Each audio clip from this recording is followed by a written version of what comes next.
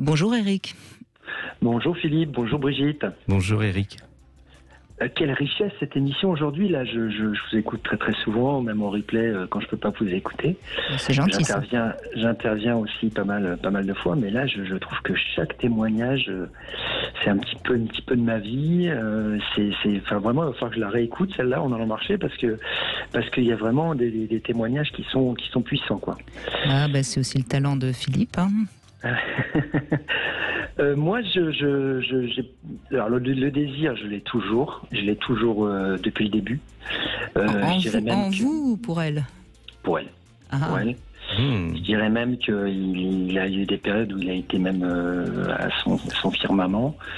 Des périodes de la vie où c'était pas facile entre nous et à moi, alors que j'aurais dû même passer de l'autre côté, c'est-à-dire moins éprouver de désir. Et en fait, finalement, j'en ai éprouvé encore plus. Et puis, par contre, je trouve que c'est des fois pas réciproque. Mais pourquoi, à certains moments, vous auriez pu passer de l'autre côté? Parce qu'en fait, il s'est passé des petites choses dans notre vie personnelle. Et puis, elle a fait des écarts. Et en fait, ces écarts, plutôt que de me repousser d'elle, m'attiraient encore plus. Oui, mais ça, c'est fréquent. Hein. Ouais. Alors qu'au fond de moi, j'avais envie de la repousser. Et en fait, à l'intérieur de moi, j'avais envie que de l'attirer. Oui, mais alors vous avez raison, parfois ça peut provoquer des pannes de désir, mais très souvent ça relance le désir parce qu'on a envie de se réapproprier sa partenaire. Hein. Et alors c'est là où il y a une incompréhension, je trouve, parce que en fait, après en avoir discuté, elle me disait qu'elle ressentait plus de désir, alors que moi je la désirais toujours autant. Alors est-ce que je l'exprimais mal? Est-ce que c'était trop toujours la même méthode de lui montrer du désir? Peut-être je ne sais pas. Mais vous savez, il y a plein d'explications qui peuvent entrer en ligne de compte. Mais, hein. Vous l'étouffez peut-être avec votre désir. Voilà, c'est ça. Ça s'est peut-être fait à un moment où votre désir était décuplé, parce qu'en plus vous aviez peur de la perdre, et elle était dans un questionnement de son désir, c'est-à-dire qu'elle était en train d'essayer de se reconnecter et de savoir où elle habitait, si je puis me permettre cette image. Donc peut-être que là, à ce moment-là, votre désir était encombrant. Peut-être qu'il dérangeait un peu, et en tout cas il faisait peut-être trop de bruit, lui permettant pas à elle d'accéder au sien. Hein, j'ai tendance à... Je vois tout à fait ce que vous dites, et en fait, elle, pour en avoir discuté, elle me disait, non mais toi c'est normal, t'es mon mari, tu me désires tout le temps. Et je dis, oui mais je suis désolé, je le fais pas exprès, c'est comme ça. Et en fait, si vous voulez, c'était un peu comme si ce que je faisais, en fait, ça avait plus autant de valeur qu'avant, qu'au début, Bah oui, voilà. elle vous voyait venir avant même que vous... Ouais. Vous voyez, On se rend pas compte de ça. C'est vrai que pour beaucoup de femmes, un homme qui a énormément de désir pour nous, c'est parfois un petit peu fatigant. Alors moi je la respectais totalement, hein, dans le sens où j'étais pas harcelant là-dessus, mais ce que je veux dire c'est que moi je la trouve mais toujours vous savez, très, très Eric, belle, très belle. les gestes que font un homme qui désire sa partenaire, c'est pas des gestes anodins. Et c'est des gestes qui parfois sont déplacés parce qu'on est en train de faire la cuisine, vous voyez, et c'est ça qui parfois ferme un petit peu la porte du désir de la femme elle-même. Et il y a autre chose. Il y a que vous la privez du pouvoir de vous séduire. Vous êtes acquis. Vous êtes tellement acquis que ça en dégouline. Et elle aurait besoin de temps en temps d'être dans un challenge, d'éprouver le besoin de se rendre désirable. Mais pourquoi se rendre désirable pour un mec qui la désire tout le temps? Mais vous êtes tellement... Vous cassez le truc. On fait quoi alors? Philippe, on fait quoi? On fait quoi? Ah là là. Parce que vous êtes un peu le cocker, vous voyez, qui est là... C'est gentil un cocker. Oui, sauf la langue. Quand il bave. Mais attention, on va revenir vers quelque chose de sérieux parce qu'effectivement c'est pas simple et il n'y a pas de solution, toute faite. En plus, il faudrait qu'on puisse entendre votre femme par rapport à ça. Mais on fait quoi? On essaye d'une manière ou d'une autre de lui laisser de la place. Et après, il faut en discuter à deux, parce que ça peut prendre plein de formes de laisser de la place à l'autre. Mais c'est qu'est-ce qui peut chez elle, réveiller son désir. Qu'est-ce qui vous rend désirable? Parce que c'est bien, vous n'arrêtez pas de dire que vous la désirez. Essayez, vous, d'être désirable. C'est un truc que nous, les mecs, on n'a pas forcément interrogé. On est plus censé désirer, la femme est plus censée être désirable. Mais justement, vous, comment vous pourriez vous rendre désirable? Comment vous pourriez, de par votre attitude, peut-être mystérieuse, en parlant moins de votre désir, je ne sais pas, mais c'est ça qu'il faut interroger à deux, de façon à lui rendre sa possibilité active de participer à ce désir. Vous savez, Eric, il y a une phrase psychanalytique très forte qui veut vraiment dire ce qu'elle veut dire. Le désir se nourrit du manque. À partir du moment où vous êtes tellement à elle, vous êtes tellement là, que son désir ne peut plus exister puisqu'il n'y a pas de manque. Si vous étiez parti 3 mois en Afrique pour je ne sais quoi, ou si toutes les semaines vous étiez absent, elle aurait du manque et donc elle pourrait vous désirer. Vous comprenez ? Ouais, je comprends bien. Alors partez pas 3 mois en Afrique quand même. Non, je peux pas. Non, mais il faut qu'elle sente que vous ne lui appartenez pas. Mais vous avez tellement peur de la perdre que vous êtes totalement à elle. C'est tellement à double tranchant. Mais oui, mais bien sûr. Je sais bien. Non, mais là, il faut sincèrement. Pour moi, ça vaudrait le coup d'aller s'asseoir chez quelqu'un de compétent et de discuter tranquillement de ça pour qu'elle puisse trouver la place, ne serait-ce que de vous exprimer quelque chose que je pense qu'elle n'arrive pas à faire passer. Bon, après, je dédramatise un petit peu. Enfin, je dramatise un petit peu le tableau. Mais c'est normal, ça aide à réfléchir. Parce que effectivement, je suis sûr que je corresponds à beaucoup d'hommes.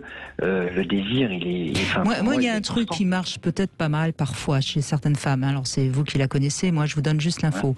Il y a ce qui peut marcher parfois, c'est de la faire jouir et de ne pas jouir vous, et de ne pas lui offrir votre semence et de dire non, je voulais juste te faire plaisir. Et ça, parfois, ça interroge énormément les femmes et elles se disent aïe, qu'est-ce qui se passe, et ça peut la ramener vers vous. Alors ça marche si elle accepte de se laisser faire, mais ça marche. D'accord, ok. Alors après, vous avez le droit d'aller vous masturber dans la salle de bain. Ça va. Je vous explique. Non, mais attends, je vais pas m'absenter tout de suite après, parce que ça. Mais vous n'allez pas vous absenter tout de suite. Et on parlait du désir tout à l'heure. Vous dites que vous en avez tout le temps, mais c'est pas parce que on vous a fait chauffer que vous pouvez pas juste laisser ça tranquillement redescendre et ça remontera à un autre moment et à cet autre moment, elle s'occupera peut-être de vous. Il faut accepter cette frustration. Je suis bien d'accord. Mais il faut savoir ce que vous voulez. Mais elle nourrit le désir, cette frustration. Oui, non, mais je veux dire, si vous acceptez d'être frustré, parce que c'est vrai que c'est très désagréable de faire jouir l'autre et de ne pas avoir la possibilité soi-même de jouir, je l'entends bien. Mais bon, d'abord, vous pouvez vous masturber tout de suite après. Mais si vous acceptez cette frustration, je vous assure que souvent ça marche. Hein. Ok. Si évidemment, elle accepte de vous laisser aller jusqu'à lui donner du plaisir. Vous me dites, ça s'est déjà produit. Bon. Parce que, effectivement, des fois, elle n'a pas envie de plus. Voilà, où elle est tellement rassasiée qu'elle vient à s'endormir. Et ben voilà, et effectivement, on fait autre chose. Enfin, on fait autre chose. On revient plus tard sur le sujet. Ça. Mais c'est vrai que moi, je trouve que dans l'ensemble, il y a quand même effectivement, c'est difficile d'aborder ce sujet-là, même alors que ça fait 20 ans qu'on est mariés. C'est quand même un sujet qui est toujours un petit peu secret. Moi, des fois, j'aimerais bien qu'elle. Enfin, des fois, je me dis, mais c'est pas possible. Moi, je la désire tout le temps. C'est pas possible qu'elle, dans la journée, elle ait pas un moment aussi des pulsions, des désirs.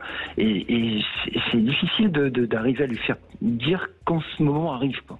Et tout à l'heure, j'ai écouté le témoignage de. Vous l'envahissez tellement. Elle n'a pas sa place. Vous voyez, imaginez que vous ayez une maman qui vous donnait tout le temps le biberon. Vous auriez pu faim à un moment donné, et puis vous auriez peut-être même vomi. Et puis il y a autre chose, c'est que vous avez peur. Ah, ça c'est sûr, oui. Là, vous avez peur, et c'est votre peur que vous lui transmettez et plus votre désir. Vous avez peur qu'elle ne vous désire plus. Et vous avez besoin de vous rassurer en lui faisant l'amour. Et donc vous lui demandez de vous rassurer. Et c'est pas sexe de rassurer l'autre. Ouais, c'est tout à fait vrai, ça. parce que j'ai un manque de confiance en moi. Bah oui, ça s'entend là. Bah oui. Que du coup, le fait, des fois, je mets tout en place. C'est tout un petit scénario. Oui, mais c'est pas. Alors, Eric, en fait, d'abord, vous l'avez pas perdue. Elle est restée avec vous malgré qu'elle ait été voir ailleurs. Donc, ça veut dire quand même qu'il y a du lien fort entre vous. Et ça, c'est à vous d'aller le travailler tout seul. Hein. Là, c'est pas une question de couple. Parce que là, c'est pas du désir que vous avez, c'est de la peur et du besoin d'être rassuré. Oui, c'est sûr. C'est-à-dire que c'est insatiable. Parce que vous savez, prenez des câlins. Allez chercher des câlins. Non mais Eric, sachez aussi que nos peurs, les peurs c'est ce qui provoque ce qui arrive. Hein.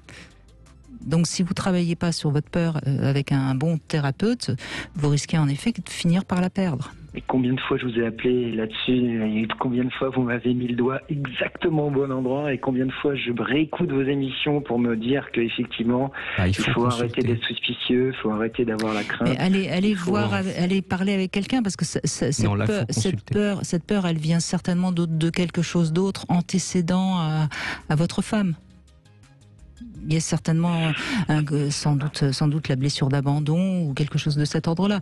Et ça c'est avec vous et vous. Mais ça, tout à fait. Mais ça, je l'avais déjà identifié. J'ai perdu mon père très jeune et du coup. Mais c'est pas parce que vous l'avez identifié que vous l'avez guéri.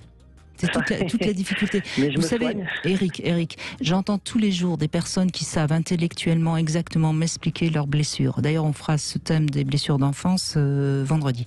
Ils savent exactement me dire c'est telle chose, mon père, ma mère, machin, etc. Mais qu'est-ce qu'on en fait? Si on n'en fait rien, eh bien, on continue à expliquer ce qu'on a, mais on ne guérit pas. C'est pas facile de rester sur les rails. Hein. Et guérir, c'est parfois avoir besoin d'aide. Alors ça peut passer par la spiritualité, ça peut passer par la sophrologie, ça peut passer par le MDR, ça peut passer... Aujourd'hui en France, on a la chance d'avoir énormément de possibilités de se faire aider. Il ne faut pas rester avec des blessures qui nous encombrent et qui risquent de nous faire beaucoup souffrir. Et ça déplace tellement, tout ce que vous dites là, ça dépasse tellement le désir, c'est tellement vrai pour tout le reste de la vie. Mais parce que votre désir, c'est votre élan de compensation. C'est votre béquille. C'est votre béquille. Vous allez chercher de la rassurance. C'est pas du tout du sexe dont vous avez envie. C'est vous avez terriblement envie qu'elle vous désire. Vous avez le désir d'être désiré. Elle est votre thérapeute et ça marche pas longtemps dans un couple, Eric. Ouais, c'est vrai. C'est vrai. Et c'est sûr que quand elle vous a fait l'amour, que vous vous êtes senti aimé, désiré, ça va mieux. Vous avez perdu toutes vos peurs et toutes vos... Mais ça dure, voilà, exactement. Et encore, peut-être pas. Allez Eric, bon prenez soin de vous. Merci.